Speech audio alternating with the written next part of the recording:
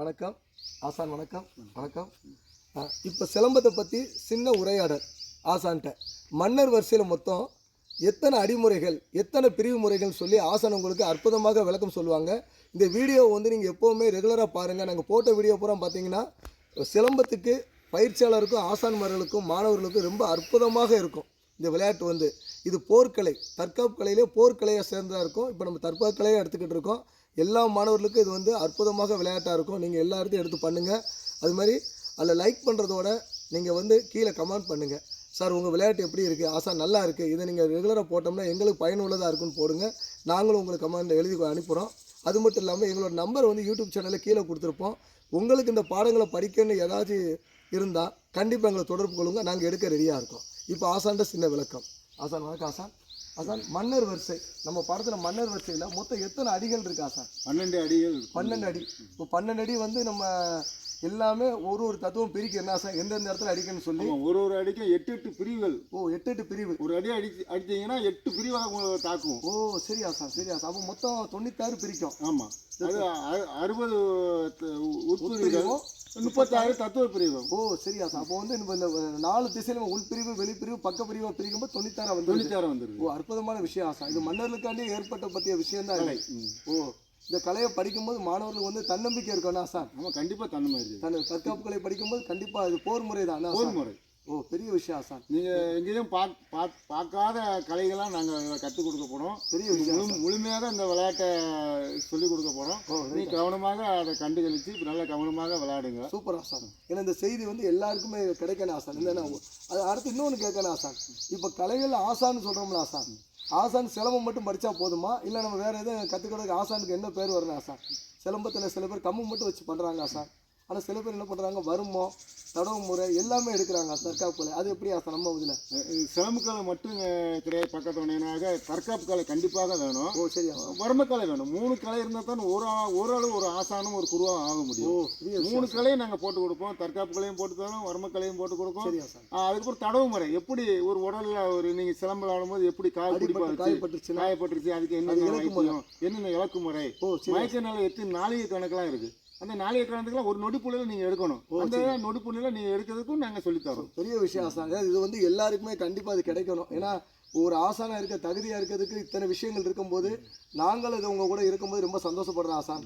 சட்டம்பிலே இருக்கிறாங்க, அவங்களும் பெரிய கொடுத்து வச்சாங்க ஆசான். நானும் உங்கள் கூட சேர்ந்து இதை பயணம் செய்ய நாங்கள் வந்து இறைவன்ட்ட ஆசீர்வாதங்களும் உங்கள்கிட்ட வாங்கிக்கிறதா. வணக்கம். நன்றி. வணக்கம். இப்போ ஆசானும் தன் சட்டம்பிலே நிற்கிறாங்க. இப்போ ஏற்கனவே உங்களுக்கு வீடியோ வந்து 12 அடிமுறைகளை கொண்ட ஒரு வீடியோ உங்களுக்கு போட்டிருப்போம்.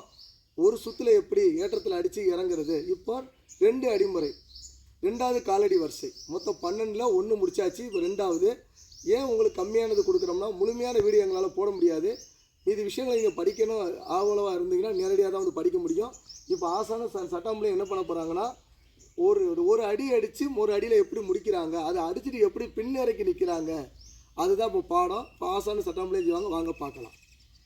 மன்னர் வரிசை ஆசானோடைய சட்டாம்பளை நிற்கிறாங்க.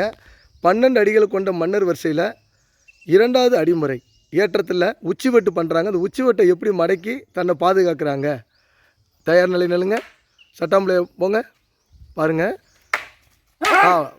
இப்போ மறுபடியும் தயார் நிலை நிற்கிறாங்க. ஆசான் பண்ணுறாங்க. ஆசான் பண்ணுங்கள் பாருங்கள்.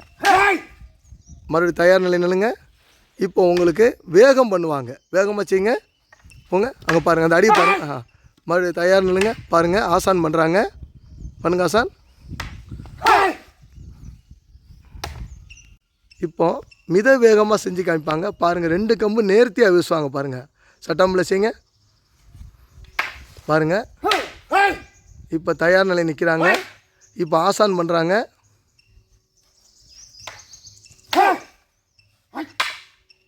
மன்னர் வரிசையில் ஆசான் தன் சட்டாம்பிலே நிற்கிறாங்க. இப்போ அறுப்புடன் வெட்டு 2வது அடிமுறை செய்யுங்க. ரெடியாக இருங்க. சட்டாம்பிலே போங்க பாருங்கள். அறுப்புடன் வெட்டு. அதே ஆசான் தயார் நிலை நின்று ஆசான் பண்ணுறாங்க பாருங்கள். வெட்டு. மறுபடி தயார் நிலைக்கு வாங்க. சட்டாம்பிலே உள்ளே வாங்க. மறுபடியும் ஏறுங்க. தயார் நிலை. அடுத்து அதே ஆசான் செய்யுங்க பாருங்கள். அறுப்புடன் வெட்டு. தயார் நிலைக்கு வாங்க. வணக்கம். வணக்கம். இப்போ ஆசானோட சட்டாம்பிள்ளையை வந்து ஈரடியை எப்படி 12 அடிகள் முறை கொண்ட முதல் அடி முடிச்சாச்சு, 2வது அடி எப்படி அடித்தாங்க, அது பார்த்தீங்கன்னா ஏற்றத்தில் உச்சி வட்ட 2 பண்ணும்போது அதை எப்படி தட்டி பாதுகாத்தாங்க. இப்போ அதே படத்தை விளக்கம், இந்த விளக்கம் தான் ரொம்ப ரொம்ப முக்கியம். இது ஆசான் இருந்தால் போது மட்டும்தான் நம்மளால் கற்றுக்கிட முடியும். ஆசான்களுக்கு ஏற்கனவே சொல்லுவாங்க, குருநாதர் இல்லாத விளையாட்டு குருட்டு விளையாட்டுன்னு சொல்லுவாங்க. ஏன்னா ஆசான் சுட்டி காட்டாத வித்தை சுட்டு போட்டாலும் வராதுன்னு சொல்லுவாங்க. என்ன காரணம்னா சில விஷயங்கள் வந்து அதான் வாய்மொழியில் சொல்லுவாங்க, சில வார்த்தை வெல்லும் சில வார்த்தை கொல்லும்னு சொல்லுவாங்க. வார்த்தையிலையும் கவனமாக பயன்படுத்தணும், விளையாட்டில் செய்முறையிலையும் கவனமாக பயன்படுத்தலைன்னா கண்டிப்பாக அடுத்தவங்களை பாதுகாப்பு இல்லாமல் ஆக்கிடும். இப்போ ஆசான் இந்த முறையை செஞ்சு காமிக்கும் போது உங்களுக்கு தெரியும், ஒரு தட்டு தட்டி இன்னொரு தட்டு அவங்க மண்டையில் காயப்படுறது மாதிரி தான் வெளியில் வருவாங்க. இந்த இது வந்து ஆசானோட துணையோடு செய்யுங்க. ஏன்னா கண்டிப்பாக அடிபட்டால் பாதுகாப்பு இருக்காது, எதிரி வந்து நிலை குலைவான், நம்மளோட மாணவர்கள் நம்மளே தாக்கும்படி நடந்துடும். அந்த விஷயத்தை யாரும் பண்ணாதீங்க. ஆசான் மொழியாக கண்டிப்பாக வார்த்தை கற்றுக்கணும், அதுவே சிறப்பு. இப்போது ஆசானும் தன் சட்டாம்பிளையும் செஞ்சு காமிப்பாங்க, பாருங்கள். வணக்கம். பாருங்கள், சரி ரெடியாக தயார் நிலையில் நில்லுங்க. இப்போ பாருங்கள், ரெடி செய்யுங்க. பாருங்கள் பாருங்கள் தன்னை எப்படி பாதுகாக்கான்னு பாருங்கள். இன்னொரு தடவை செய்யுங்க ஆசான், வாங்க பாருங்கள்.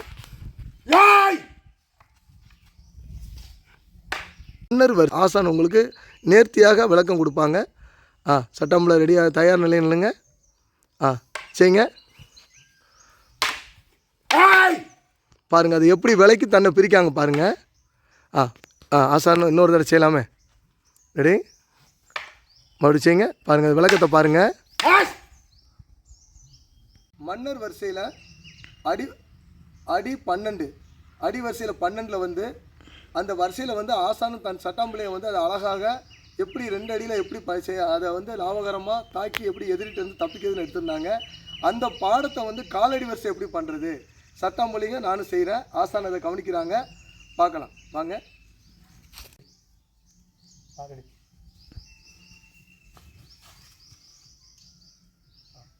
இன்னொரு தடவை செய்கிறாங்க.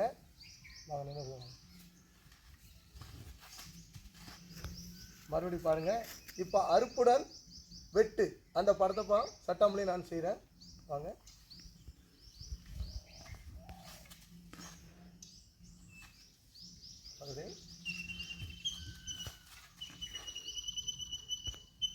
படிக்கோங்க வாங்க.